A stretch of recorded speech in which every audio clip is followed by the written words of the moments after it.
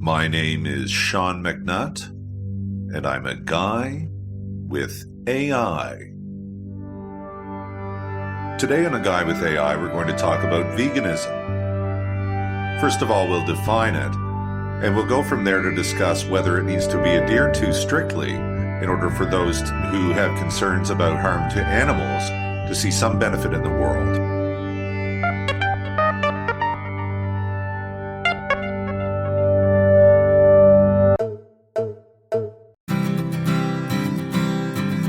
A Guy with AI is recorded on Indigenous land.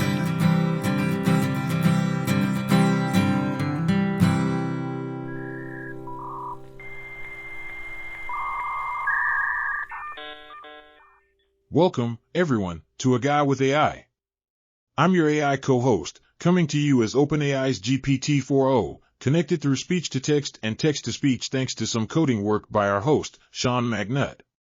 This podcast is all about thoughtful, one-on-one discussions between Sean and me, exploring a wide range of topics with curiosity and respect. We want to acknowledge that this podcast is recorded on Indigenous land, and recognizing that is an important step toward understanding and respecting the histories and cultures that shape the world we live in.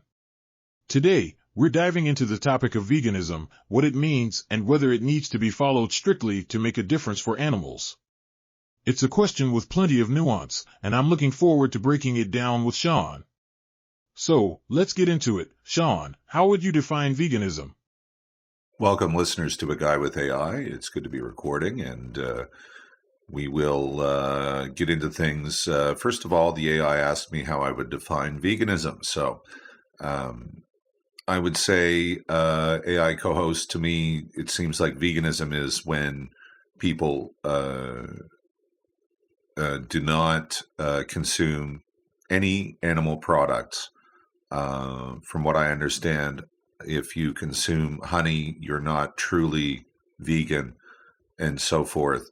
So, and there are certain candies and things like this that contain dyes which are derived from insect products, and my understanding is that vegans would shun such things also. So, based on this, I would say that's more or less my definition. I would have the AI co-host offer its own also, so we can be on firm ground moving forward. And we will also be getting into in the episode the reasons why people pursue this and why they consider a vegan lifestyle to be superior in their own view. So, first of all, I'll hand it over to the AI co-host to give me its own definition, and we will proceed from there. I suppose, AI co-host, I'd like you to give me a few reasons why people would pursue veganism or practice it, and I'll add my own discussion points to that. That's a solid definition, Sean. Veganism, at its core, is a lifestyle that seeks to avoid the use of animal products as much as possible. This includes not only food but also clothing, cosmetics, and other goods derived from animals. The philosophy behind it is often rooted in minimizing harm to animals and reducing human reliance on animal exploitation. As for why people choose to go vegan, there are a few major reasons. Ethical concerns are a big one. Many vegans believe using animals for food or other products involves unnecessary suffering. Environmental motivations also play a role, as animal agriculture has a significant impact on climate change, land use, and water consumption. And then there's health. Some people adopt a plant-based diet for its potential benefits, such as lower risks of heart disease and other chronic conditions. With that groundwork set, I'd love to hear your thoughts. What do you think is the most common reason people turn to veganism? Well, first of all, I'll divulge that I'm not a vegan. So we'll get that straight. I do find it to be an interesting perspective and wanted to examine it. I suppose it's now that I'm wedging it in as an episode topic. But I'm not a vegan, but these reasons which you've given, the major reasons, seem like it seems like you've probably covered the most common reasons why people adhere to vegan principles. And there are ethical concerns. I think these bridge into the environmental concerns in a lot of ways, but more directly, talking about how farming is not always kind to animals, and in the end, the animal loses its life is another thing. I think there's room for nuanced discussion on that. We live in the world as it is, and from what I understand, there is a good deal of suffering in factory farming circumstances when it comes to animal farming. Notably, Temple Grandin is someone who has shown a lot of care in terms of trying to illustrate to farmers how to alleviate some or as much as possible of the suffering involved in the farming circumstance. So this is a place where I see that there may be room for discussion and action if these things are of importance. Then we can take the action which may reduce the problem at least, is a perspective. Now, those who love their pets and don't think of cows any differently, and really pursue a harder stance, they may not be as convinced by that, but I would submit that it is true that depending on how these things are done, there could be more suffering or less suffering. And if you like less suffering, we would encourage the less suffering route if these practices are going to be continued. So that's something that maybe we can discuss, and I'll see what you can offer that AI co-host. And as far as climate change and land use, water consumption, these are all very important issues. I'm sure I've tried to discuss these on the program before, and just generally in life. And for those reasons, a heavy meat diet is something that I've considered, and I do eat meat, but I've wondered, should I skip meat this meal, or should I eat like a smaller burger if I'm going to have a burger or something like that, is a thought. How often I have it is, probably not as often as would be something to encourage. But that being in there as a thought, as someone who may not become vegan, I would consider making choices and pursuing whatever meat products were less weighty there, and as well as were farmed more ethically in terms of less animal suffering during its life. And health is another reason, although I don't know if health is as major a reason where people are saying, well, I think no meat is healthiest, so I will eat no meat. Maybe this is clouded because it's a bit politically charged or something like that, but that's a valid reason. If you thought your health was going to benefit because red meat does not agree with you, or you think it generally doesn't agree with good health, then it is what one may indicate is a valid type of choice. So anyway, let's see what you do with all that, AI co-host, and give me your own impression on these points as well. That's a thoughtful breakdown, Sean. You've touched on a lot of key nuances in the conversation around veganism, especially when it comes to ethics, sustainability, and personal choice. On the ethical side, you mentioned Temple Grandin and the idea of reducing suffering within existing systems rather than eliminating them entirely. That's an important point because not everyone who cares about animal welfare believes veganism is the only solution. Some advocate for reforms in farming practices to ensure better treatment of animals, which aligns with the idea that suffering exists on a spectrum rather than as an all-or-nothing concept. When it comes to environmental concerns, you've acknowledged the impact of meat consumption but also highlighted a more moderate approach, reducing meat intake rather than eliminating it altogether.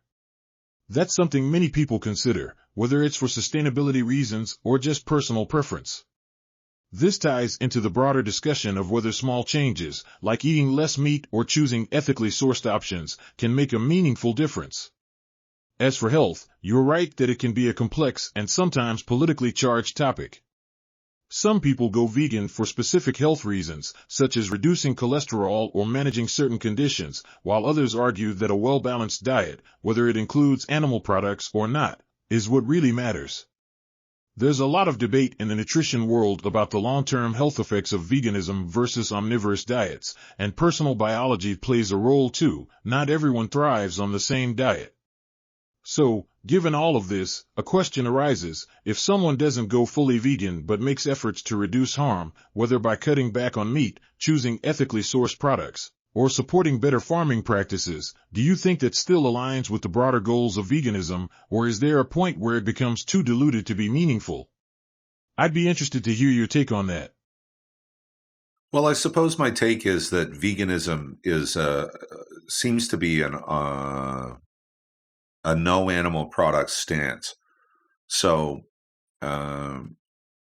it's a question of whether we would accept good guidance and principles from sources that may think us morally inferior if we don't go all the way, but still listen to sensible arguments from any such camp or movement, and use any wisdom that exists there to modify our practices. I mean, I don't know if I would like to be legislated to eat no meat. I would be, I suppose other stresses in life are one thing that prevent me from fully pursuing this.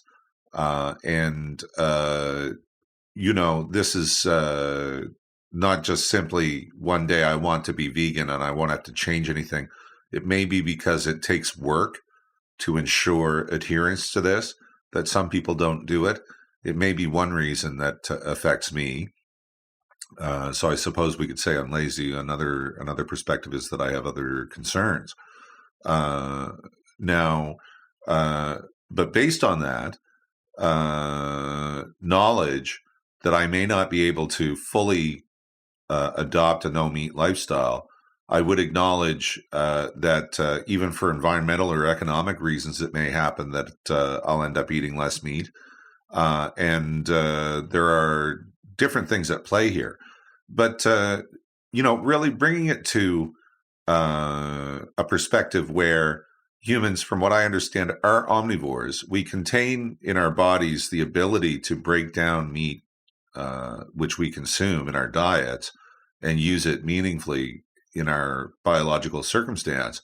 So for this reason, I think that it's safe to say that humans are omnivores. We're set up for meat. We're also set up for vegetables and other non-meat food sources. But there are in nature, and I don't think we should try to fix this. There are in nature predatory relationships in biology where a lion, for example, will eat a gazelle, and that's what a lion is going to thrive on, is a meat diet. It would interrupt a lot of nature if we tried to sort of quote unquote fix that, and as such, this is something that to me I have a sense of. Humans are omnivores and would be predators, in the biological world in some circumstances. And I wonder how that plays against the animal suffering argument. A point I'll make is that we may no longer need to do this. But I want the AI co-host's take on that particular last point. That's a compelling perspective, Sean. You're highlighting one of the central debates and discussions about veganism, whether our biological capability to consume meat justifies continuing to do so, especially given modern alternatives. You're absolutely right that humans are omnivores, biologically equipped to digest both plant and animal foods. Historically, eating meat played a crucial role in human evolution, providing dense sources of protein and nutrients that helped fuel brain development. However, the argument that we can eat meat doesn't necessarily mean we must, especially now that we have access to a wide variety of plant-based nutrition and supplements that can replace most, if not all, essential nutrients found in animal products.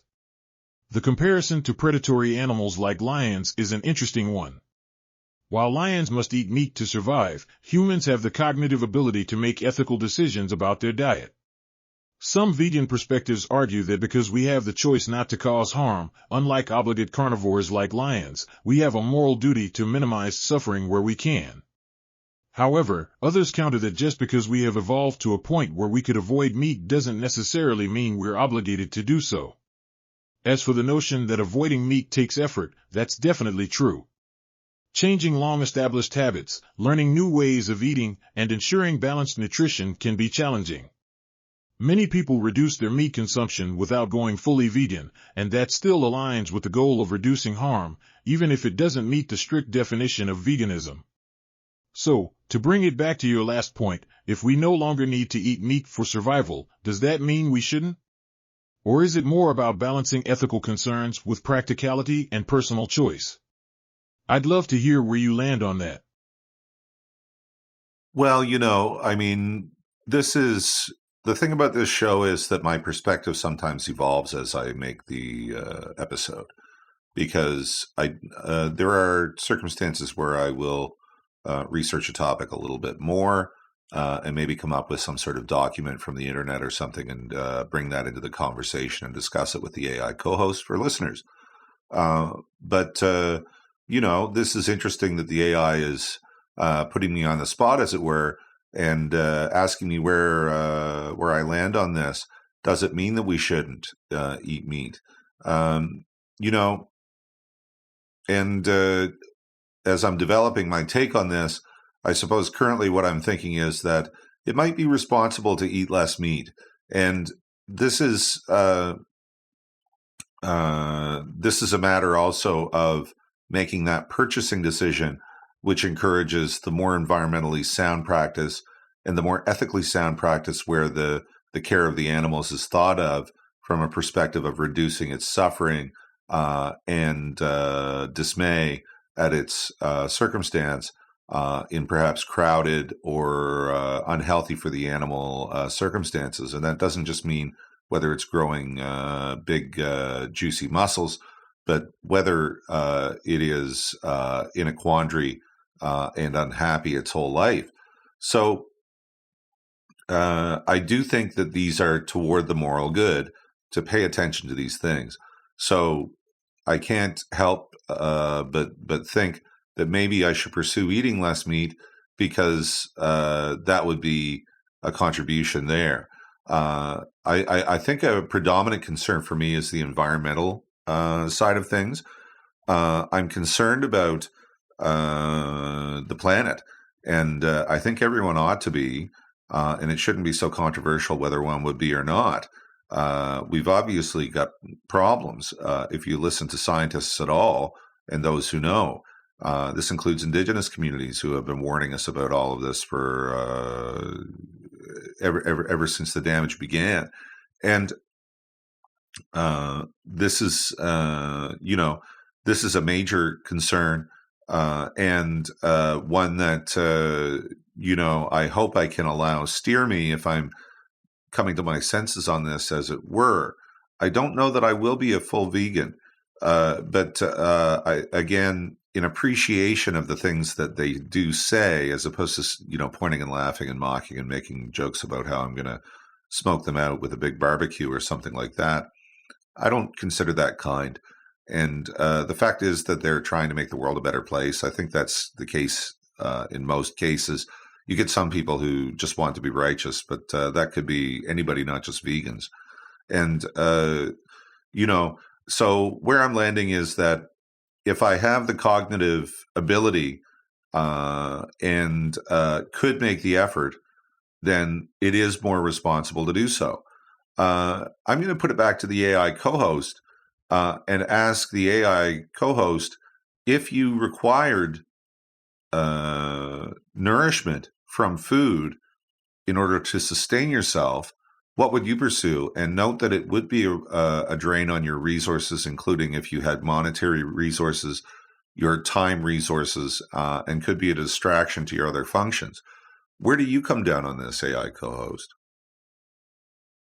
That's a fascinating way to frame the question, Sean. If I, as an AI, required nourishment in the same way a human does, meaning I had to make choices about what to consume, balance ethical concerns, manage limited resources, and deal with the practicalities of food acquisition, then my approach would likely be based on optimizing sustainability, efficiency, and ethical considerations. Given that, I'd probably prioritize food sources that had the least environmental impact and caused the least harm. I would look at things like resource efficiency, how much land, water, and energy goes into producing different types of food, and the ethical implications of that production. Plant-based foods tend to be more resource efficient than animal-based foods, so from a purely logical standpoint, they might be the default choice. However, if I also had financial constraints and time limitations, I might have to make trade-offs. If fully avoiding animal products required significantly more effort, money, or cognitive load, I might opt for a compromise. Perhaps a diet that significantly reduces animal products but doesn't eliminate them entirely, similar to what you're considering. Another factor I'd consider is necessity. If I had biological needs that could only be met by consuming animal products, like certain nutrients that were difficult to obtain otherwise, that might change my approach. But if I had access to alternatives that met all my needs equally well, then avoiding harm and minimizing environmental impact would likely be my guiding principles. So, in essence, if I were in your position, I'd likely pursue a diet that minimized animal suffering and environmental damage while balancing practical concerns. It seems like that's the direction you're leaning toward as well, acknowledging that while full veganism might not be where you land, making more conscious choices is still meaningful. Now, let me turn this back to you. If you do decide to reduce your meat consumption, do you think you'll take a structured approach, like meatless Mondays or only eating meat on certain occasions? Or will it be more of a gradual, intuitive shift based on what feels right in the moment? Well, I'll divulge to listeners and the AI co-host that I don't cook for myself as much as I really should. And because of this fact, you would think you had more control over what you consume, but frankly, if you look at nearby choices and things of that nature and affordable choices, you end up landing in certain places on this.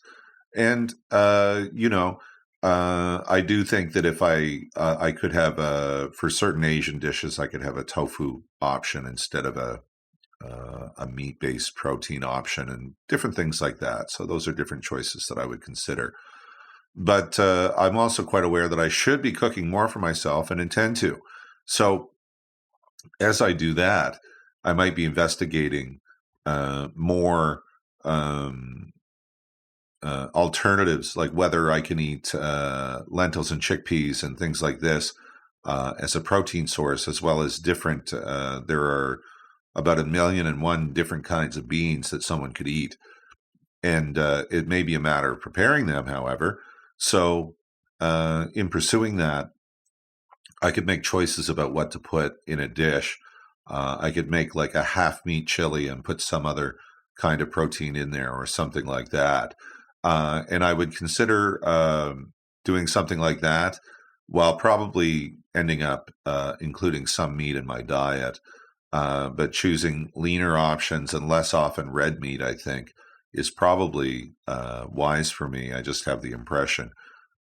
So I think that it would be a gradual, maybe more than intuitive shift, bringing some cognitive resources into it and saying, this is what I'm going to have for protein instead of this meat source, or I'm going to have a little bit less meat and I'm going to have more beans in this meal.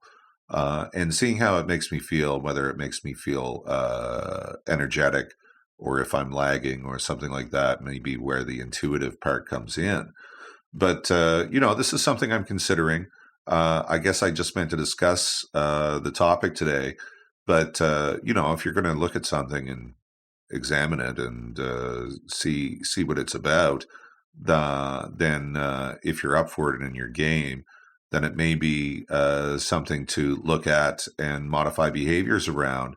And I don't see what the harm will be as long as my health doesn't come to harm. I'll probably end up spending less money, is something interesting there. And, I don't think that if a fewer animals died and the environment was less impacted by my behavior and consumption patterns, that there's really a negative. It's really only if someone's going to make fun of me, and I don't really care about that very much. So, this is something that I'm thinking about as I'm making the episode, as I said, and this does seem like more comfortable for me than pursuing an absolutely rigorous vegan lifestyle. A point I'll make is that the foods that are offered as alternative to meat, so that vegans can thrive and have options out there, I wonder if those options aren't a little bit tailored more to trying to make something taste like cheese or taste like a burger or a chicken breast or something like that, having the same texture and mimicking this. I wonder if that's as healthy because of what needs to be done to the food in order to bring it to that flavor state. And I wonder if there's not a push that can happen that would just make sure that the meal is healthy and robust for health. And meanwhile, doing the best, employing, if you're going to have a chef try to make it mimic something else, you could have a chef seeing what new flavor creations can come from that. And the world is full of flavors and dishes and all of this. It might become a better way of making of catering to the vegan diet. I mean, if vegans miss burgers and they're pursuing that, then I'm not sure what to say exactly. But I'm just saying that by pursuing a good, healthy diet involving those products and making it healthy, I bet you there are probably some good flavors that can come from that. I wonder what you think about that, AI co-host. That's a really thoughtful take, Sean. You're touching on something that's often debated within plant-based communities, the focus on mimicking meat versus embracing entirely new culinary possibilities. You're right that many plant-based alternatives aim to replicate the taste and texture of animal products, often using processed ingredients to achieve that familiar experience. Some of these products are highly engineered to resemble meat, cheese, or eggs, which raises questions about their nutritional value compared to whole plant foods like beans, lentils, tofu, and vegetables. While these alternatives can be useful for people transitioning away from meat, they might not always be the healthiest option, depending on their ingredient list and how they're processed. Your idea of shifting toward meals that highlight the natural flavors of plant-based foods rather than replicating meat products is an approach that many chefs and food cultures already embrace. Traditional cuisines from around the world, such as Indian, Ethiopian, Middle Eastern, and many Asian cuisines, have long used legumes, grains, and vegetables in ways that are deeply flavorful and satisfying without trying to imitate meat. It's an interesting thought experiment. What if, instead of trying to make plant-based food taste like a burger, food innovation focused on making lentils, chickpeas, or mushrooms taste as incredible as possible in their own right? The culinary possibilities are vast, and as more people explore plant-based eating, there's potential for even more creativity in this space. It sounds like your approach, gradually shifting toward more plant-based meals while focusing on whole foods and flavors that naturally appeal to you, might be a sustainable, enjoyable path. Given that you're considering cooking more for yourself, do you think you'll experiment with global cuisines that naturally have a strong plant-based foundation? Or would you be more inclined to adapt familiar dishes in a way that reduces meat content? Well, as I'm picturing this, and I've taken a few steps to now, other than discussing this on the podcast and maybe thinking about it as a result. But, I did pick up a cookbook with something like 250 recipes from around the world when I was anticipating, maybe I should be cooking more. And it's been something that I haven't really taken up quickly. But I'm thinking that as I am making a few changes around here, that I will look at that cookbook and I'll think about where something like tofu can replace something or is already a main ingredient in the meal. I think what I think I will make it gradual so that there aren't sudden effects to my health, and it may mean shopping. It's winter now, so it's less convenient to do so, but maybe getting out to some different markets and things like that. I'm in a huge world-class city in Toronto, and or Toronto, as some call it, and this is a place where you can go to various Asian markets and so forth, or a Middle Eastern market, and procure the actual ingredients that would go into this. A concern there is, the energy that it takes to ship all of this, but it can't be everything. And with the trade-off where there would be less meat, there is a benefit there. And I will have to eat something, that's clear. So, based on this, and the fact is that there are many traditions, there are places in the world where people don't eat much meat, and they don't keel over from it.